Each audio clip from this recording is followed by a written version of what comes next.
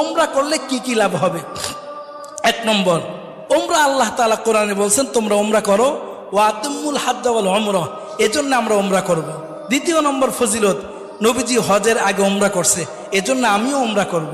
3 নম্বর, যেই ব্যক্তি ওমরা করবে ওই ব্যক্তি নবীজি বলছেন সে যেন আমার সাথে সাক্ষাৎ করলো, সুবহানাল্লাহ।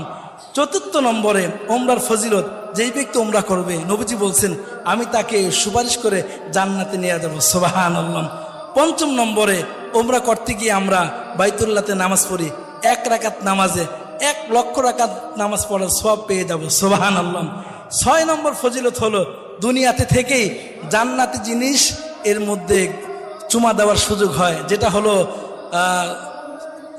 আসওয়াদ পাথর, হজরে আসওয়াদ, এর মধ্যে চুমা দেওয়ার সুযোগ হয়। 7 নম্বরে, ওমরা করলে জিন্দেগির গুনাহ মাফ হয়ে যায়। 8 নম্বরে, ওমরা করলে দোয়া কবুল হয়।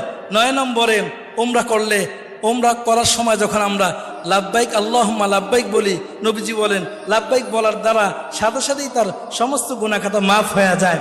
10 নম্বরে, যেই ব্যক্তি ওমরা করে, ওমরা করার কারণে জান্নাতের বাগান রওজাতুম মিন রিয়াজিল জান্নার ভিতরে তার যাওয়ার সুযোগ হয়ে যায়। 11 নম্বর